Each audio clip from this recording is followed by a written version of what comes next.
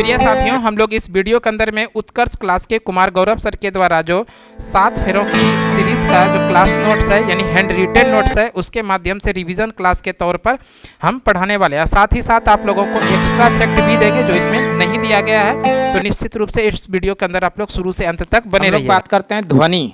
ध्वनि एक प्रकार का अनुदैर्घ्य तरंग है। इसको भी ध्यान रखना है कि ध्वनि किस प्रकार की तरंग है। तो अनुदैर्घ्य तरंग है।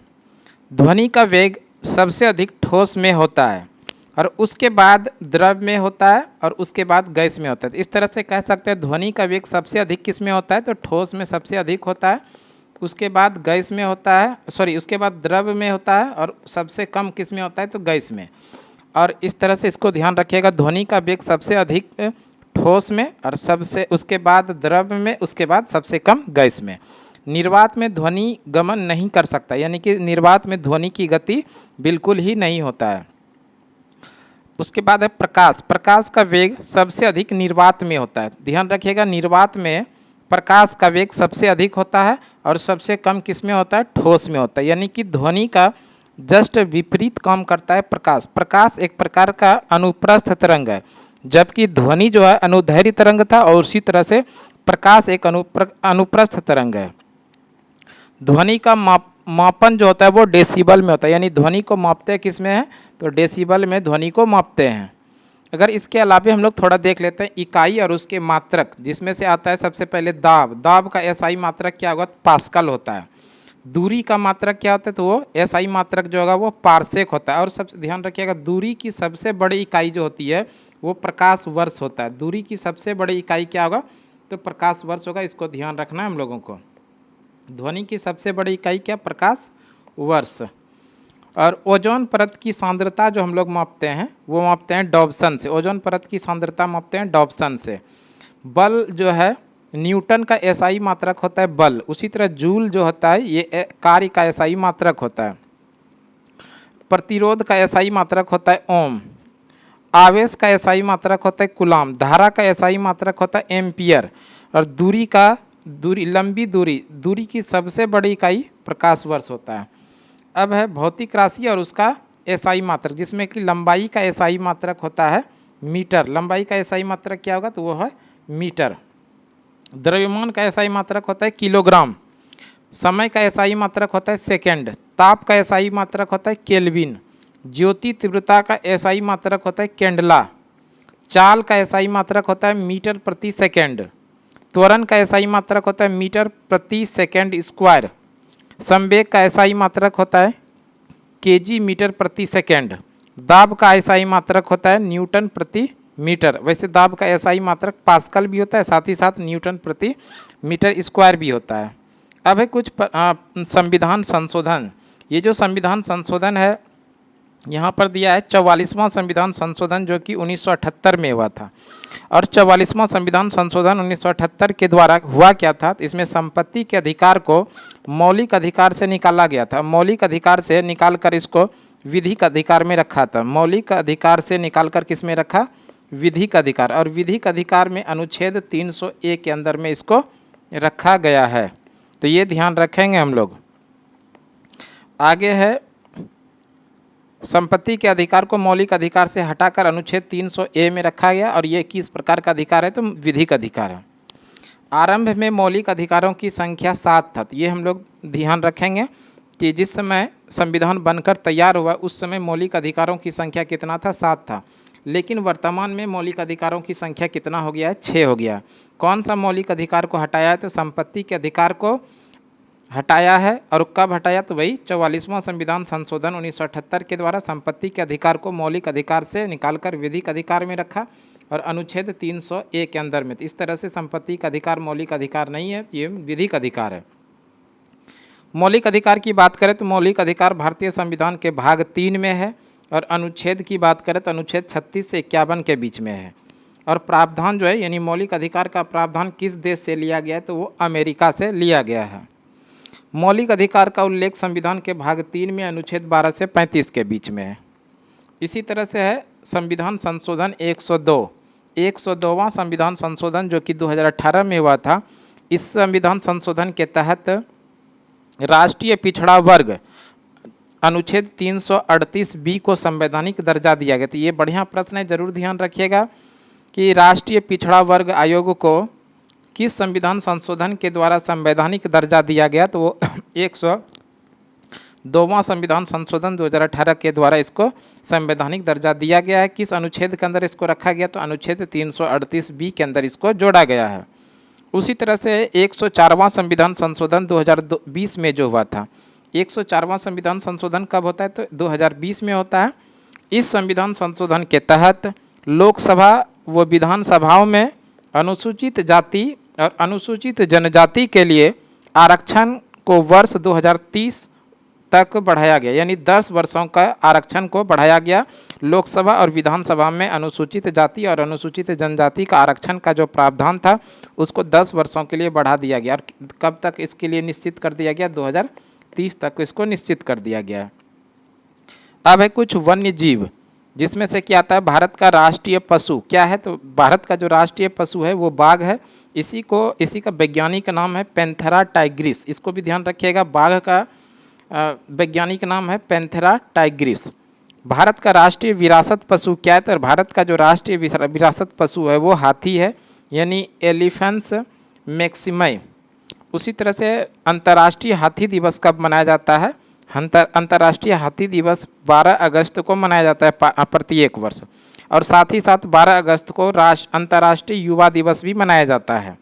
अगर हम लोग बात कर लें अंतर्राष्ट्रीय युवा दिवस जो 12 अगस्त को मनाया जाता है, साथ ही साथ हम लोगों को याद रखना है राष्ट्रीय युवा दिवस। राष्ट्रीय युवा दिवस प्रत्येक वर्ष 12 जनवरी को स्वामी विवेकानंद का जन्मदिन के रूप में राष्ट्रीय युवा दिवस मनाया जाता है 12 जनवरी को। और वैसे अंतर्राष्ट्रीय युवा दिवस जो 12 अगस्त को मनाया जाता है, साथ ही साथ अंतर्राष्ट्रीय हाथी दिवस भी मनाया जाता है 12 अगस्त को। भारत का राष्ट्रीय जलीय जीव गंगे डॉल्फिन है। भारत का राष्ट्रीय जलीय जीव क्या है? डॉल्फिन है। और ये अधिनियम है 2009 का, जो कि 5 अक्टूबर 2010 को लागू हुआ, इसलिए प्रत्येक वर्ष 5 अक्टूबर को डॉल्फिन दिवस के रूप में भी मनाया जाता है। तो इसको भी ध्यान रखना कि प्रत्येक वर्ष डॉल्फिन दिवस कब मनाया जाता है? 5 अक्टूबर को। और एक प्रश्न आएगा कि भारत का राष्ट्रीय जलीय जीव डॉल्फिन ये किस वर्ष घोषित हुआ है? तो 2010 में ये घोषित हुआ है। प्रोजेक्ट टाइगर वर्ष 1973 में चलाया गया। प्रोजेक्ट टाइगर वर्ष किस वर्ष मनाया गया? 2073 में। प्रोजेक्ट टाइगर वर्ष जो घोषित किया 1973 में जो है, ये प्रोजेक्ट टाइगर वर्ष घोषित किया गया। प्रोजेक्ट एलिफेंट जो 1992 में चलाया गया था। अब है विधान परिषद वाले कुछ राज्य। भारत के 6 ऐसे राज्य हैं जहां पर विधान परिषद है। और ये कौन कौन से राज्य हैं? तो ये राज्य है तेलंगाना, उत्तर प्रदेश, बिहार, महाराष्ट्र, आंध्र प्रदेश और कर्नाटक। इसको याद रखने का शॉर्ट ट्रिक भी है कि तू भी मजा कर, इसके माध्यम से हम लोग याद रख सकते हैं विधान परिषद वाला राज्य। विधान परिषद वाला राज्य जो होते हैं वो द्विसदनीय राज्य होते हैं। द्विसदनीय जो राज्य होते हैं वो विधान परिषद, द्विसदनीय मतलब होता है उस राज्य के अंदर में विधानसभा के साथ साथ में विधान परिषद भी है। तो ऐसे भारत में 6 राज्य हैं। 6 राज्य कौन है? तो ऐसे ध्यान रख सकते हैं आप लोग, बिहार है और बिहार का ही पड़ोसी है यूपी, तो बिहार यूपी हो गया। उसी तरह से आंध्र प्रदेश, और आंध्र प्रदेश का जो पड़ोसी है तेलंगाना। उसी तरह से हम लोग याद रख सकते हैं कर्नाटक, और कर्नाटक का जो पड़ोसी है वो है महाराष्ट्र। तो ये जो 6 राज्य हैं, 6 राज्य द्विसदनीय राज्य हैं, यानी कि यहाँ पर विधानसभा के साथ साथ में विधान परिषद भी है। अब है प्रमुख मकबरे। प्रमुख मकबरे में आता है महाराष्ट्र का औरंगाबाद में बीबी का जो मकबरा है, जो कि औरंगजेब ने बनवाया था। तो इस तरह से इसको भी ध्यान रखिएगा, बीबी का मकबरा कहाँ पर है? महाराष्ट्र के औरंगाबाद में है। और इसका निर्माण कौन करवाया था? औरंगजेब ने करवाया था। और इस बीबी के मकबरे को कहा जाता है ताजमहल का भद्दी नकल, या द्वितीय ताजमहल के नाम से भी इसको जानते हैं, या इसको कहा जाता है ताजमहल की फूहड़ नकल। द्वितीय ताजमहल या ताजमहल का भद्दी नकल कहा जाता है किसको? बीबी का मकबरा को, जो कि औरंगजेब ने बनवाया था और औरंगाबाद महाराष्ट्र में बनवाया था। उसी तरह से है हुमायूं का मकबरा, जो कि 4 बाग शैली में निर्मित है, दिल्ली में स्थित है, जिसे पूर्व का ताजमहल कहा जाता है। तो इसको भी ध्यान रखिएगा, पूर्व का ताजमहल किसको कहा जाता है? तो वह है हुमायूं का मकबरा को। और हुमायूं का मकबरा किस शैली में निर्मित है? तो 4 बाग शैली में निर्मित है। कहाँ पर स्थित है? दिल्ली में स्थित है। आगे है रानी का बाव। रानी का बाव कहाँ पर है? तो ये गुजरात के पाटन में स्थित है, जिनको कि सोलंकी वंश के शासकों के द्वारा निर्मित कराया गया था। तो सीधा प्रश्न आप लोगों को आएगा कि रानी का बाव कहाँ पर है? गुजरात के पाटन में। और इसका निर्माण किसने करवाया? सोलंकी वंश के शासकों ने इसका निर्माण करवाया था। आगे है ये जो रानी का बाव है, इस रानी का बाव का चित्र भारतीय 100 रुपये का जो नोट है, इस नोट के पीछे में इसका चित्र बनाया गया है।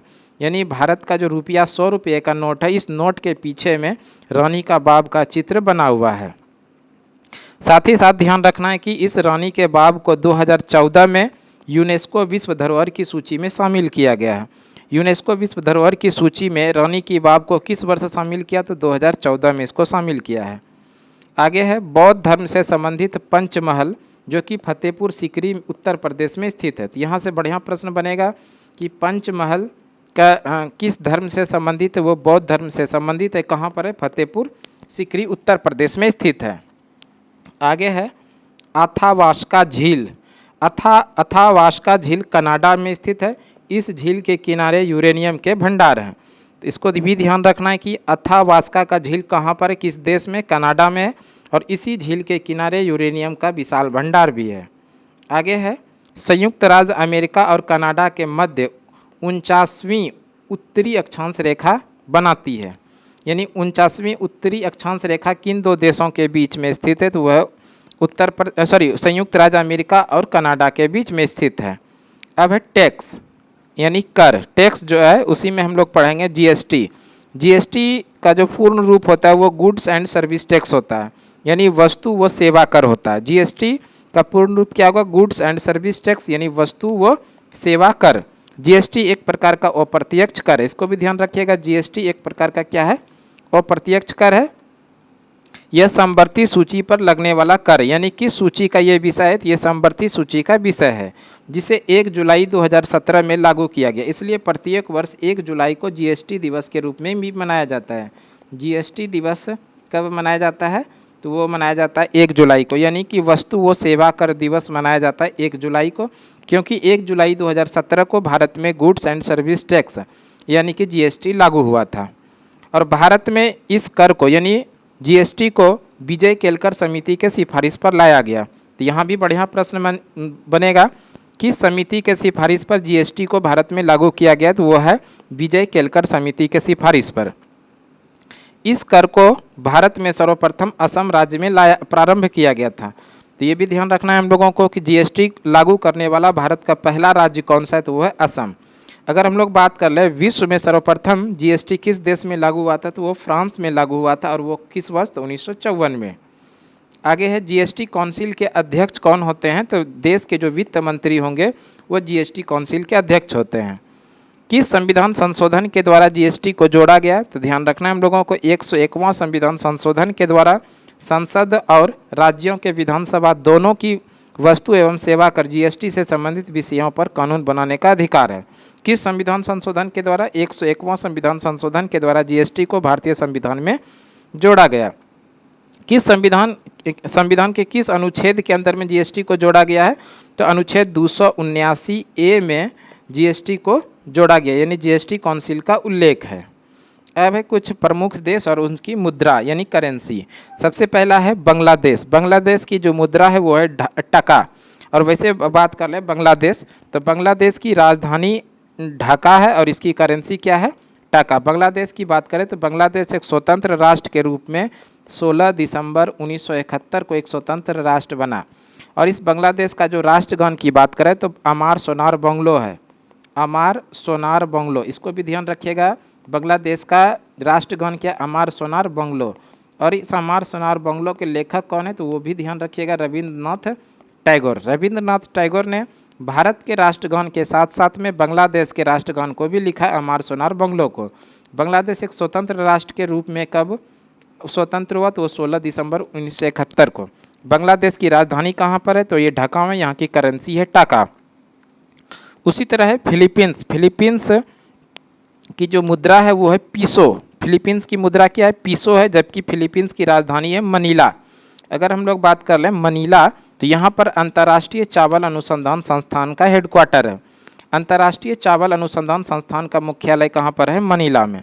उसी तरह से जापान, जापान की करेंसी है येन और जापान की राजधानी है टोक्यो। जापान की राजधानी कहाँ है? टोक्यो है और यहाँ की करेंसी है येन। म्यांमार की बात करें तो म्यांमार की जो करेंसी है यानी मुद्रा है वो क्यात है और म्यांमार की राजधानी नापीता। इसको भी ध्यान रख लीजिएगा, म्यांमार की राजधानी कहाँ है? नापीता है और यहाँ की करेंसी क्या है? तो वो है क्यात।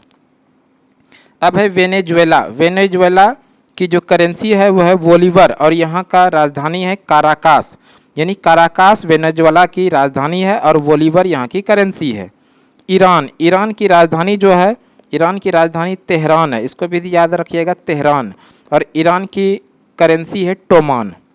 चीन, चीन की करेंसी है युआन और चीन की नई करेंसी है रेमेनबी और चीन की राजधानी बीजिंग है, इसको भी ध्यान रख लीजिएगा। चीन की राजधानी कहाँ पर है? बीजिंग और यहाँ की करेंसी है युआन और नई करेंसी है रेमेनबी।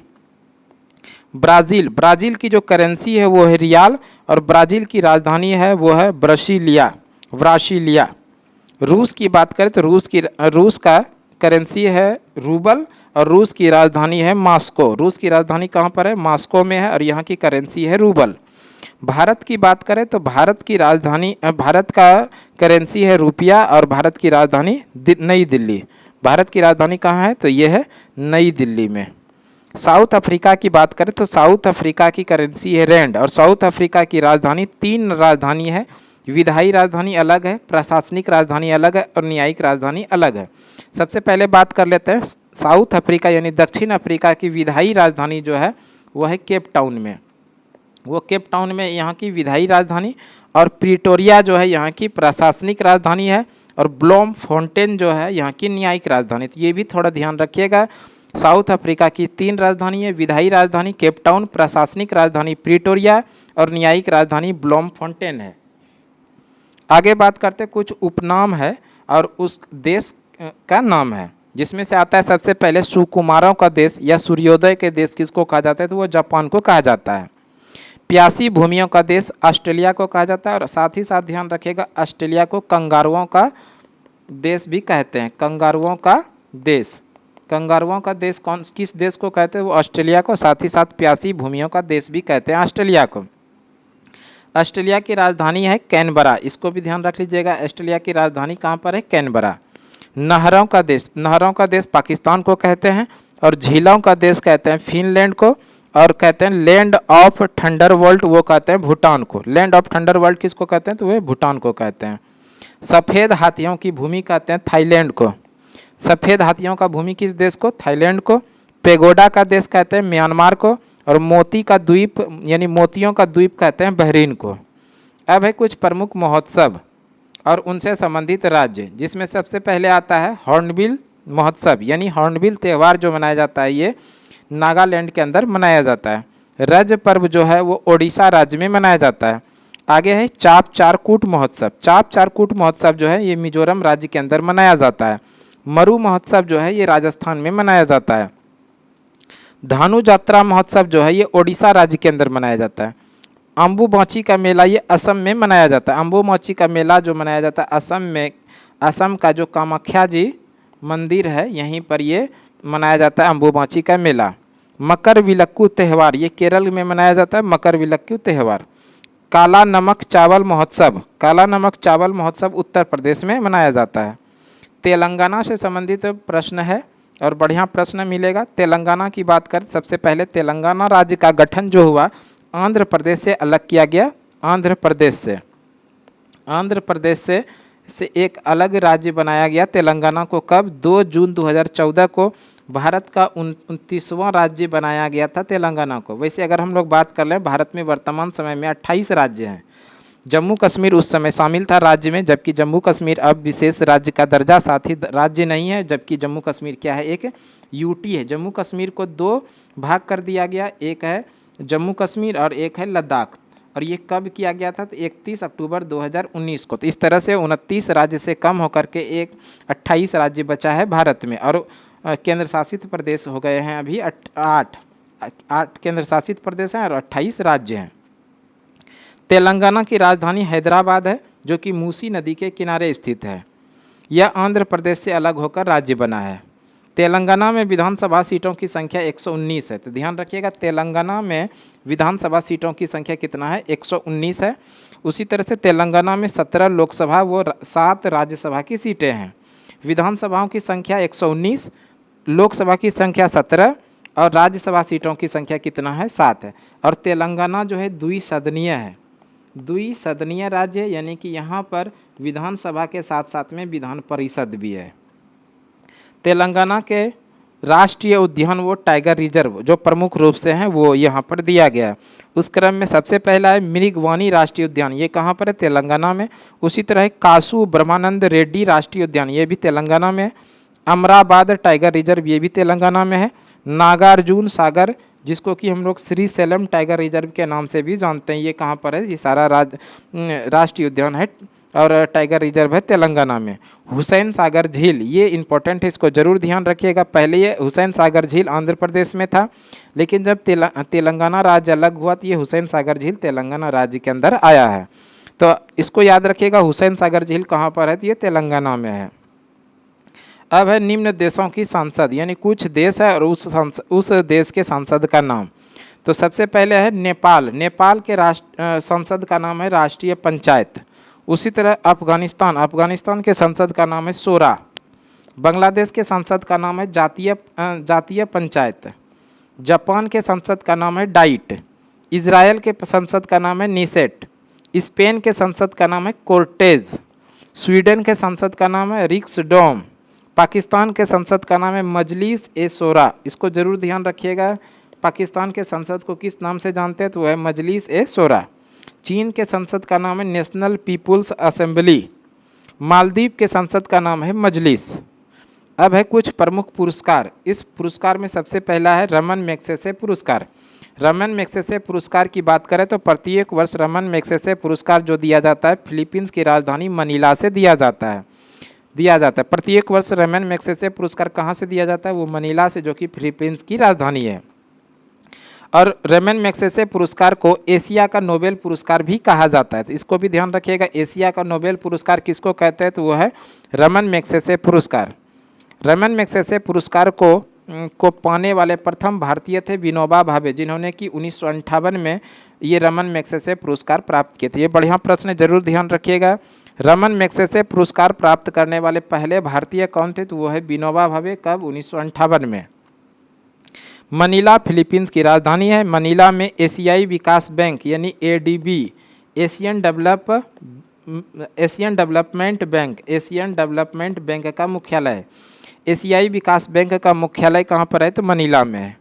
मनीला में अंतर्राष्ट्रीय चावल अनुसंधान संस्थान केंद्र भी स्थित है। अभी हम लोग पीछे देखे थे, मनीला में क्या है, अंतर्राष्ट्रीय चावल अनुसंधान संस्थान केंद्र स्थित है। अब है नोबेल पुरस्कार। नोबेल पुरस्कार जो है प्रत्येक वर्ष 10 दिसंबर को दिया जाता है।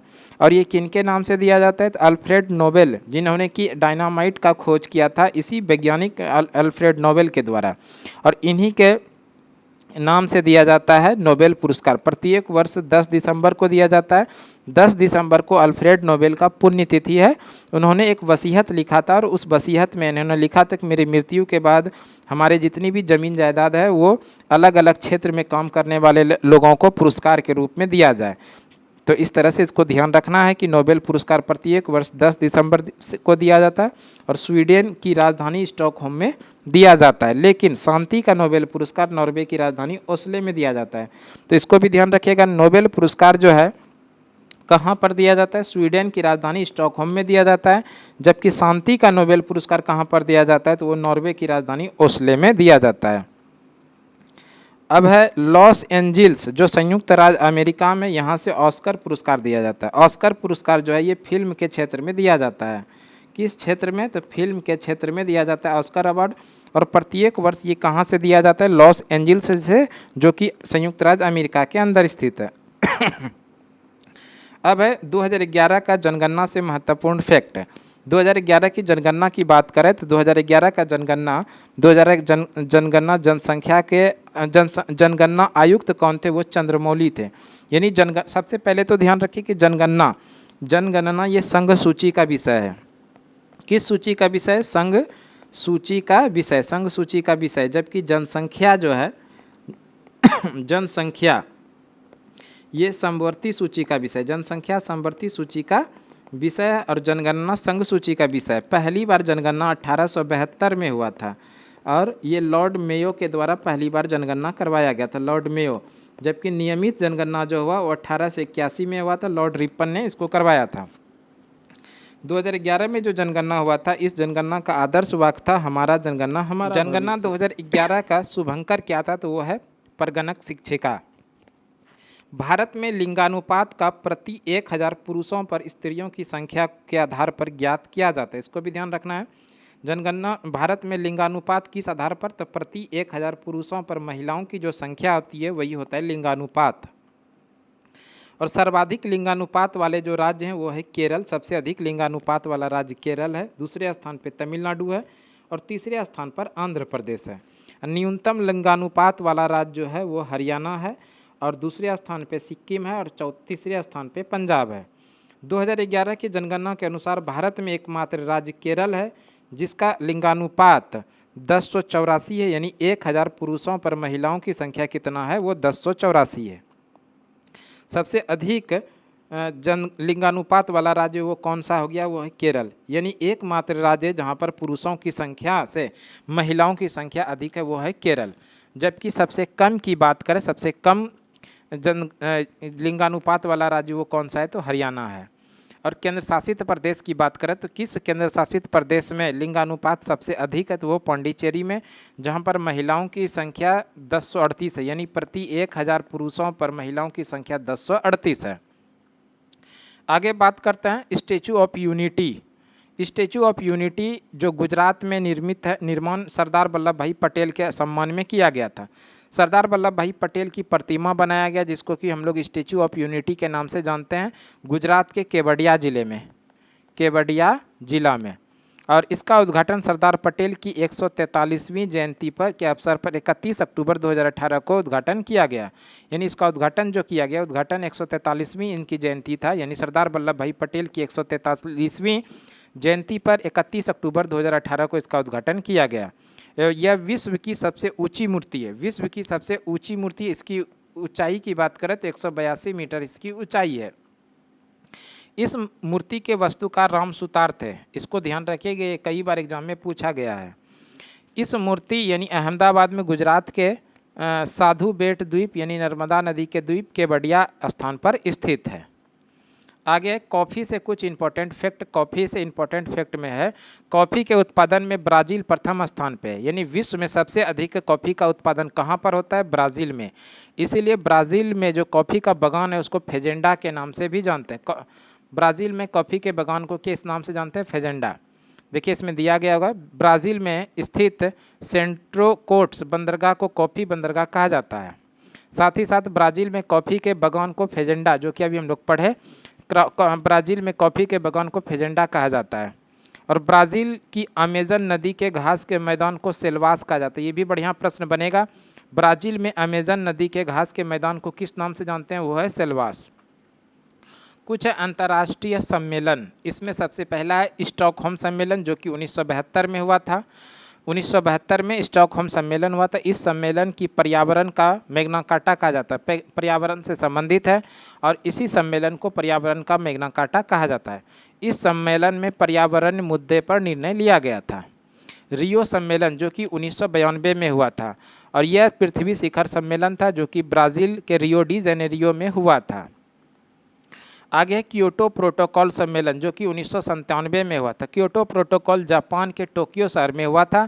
यह सम्मेलन ग्रीन हाउस गैसों के उत्सर्जन को कमी लाने के लक्ष्य में रखा गया था। यानी कि आप कह सकते हैं कि ग्रीन हाउस की गैसों के उत्सर्जन में कमी लाने के लिए क्योटो प्रोटोकॉल किया गया था 1997 में। कब, कहाँ पर, तो जापान के टोक्यो शहर में।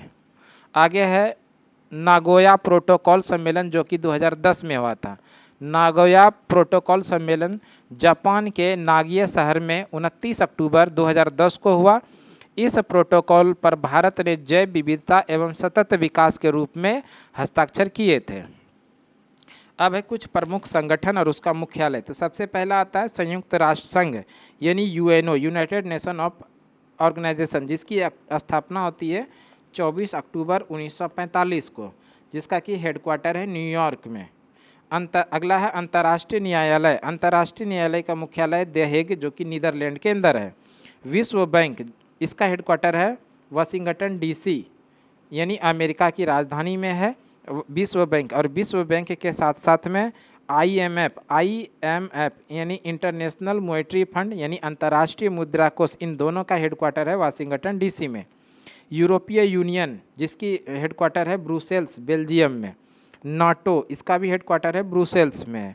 विश्व व्यापार संगठन यानी WTO वर्ल्ड ट्रेड ऑर्गेनाइजेशन, इसका हेडक्वार्टर है जेनेवा में, जेनेवा स्विट्जरलैंड के अंदर है।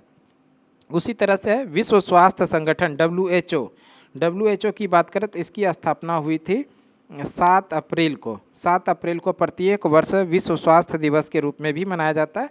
इसका मुख्यालय कहाँ पर है? जेनेवा में, जो कि स्विट्जरलैंड के अंदर स्थित है। अंतर्राष्ट्रीय श्रम संगठन यानी ILO इंटरनेशनल लेबर ऑर्गेनाइजेशन, इसका भी हेडक्वार्टर कहाँ पर है? तो जेनेवा स्विट्जरलैंड के अंदर है। वैसे अगर बात कर ले अंतर्राष्ट्रीय श्रम दिवस जो मनाया जाता है यानी विश्व श्रम दिवस जो प्रत्येक वर्ष मनाया जाता है वो 1 मई को मनाया जाता है, या इसी को हम लोग कहते हैं मजदूर दिवस।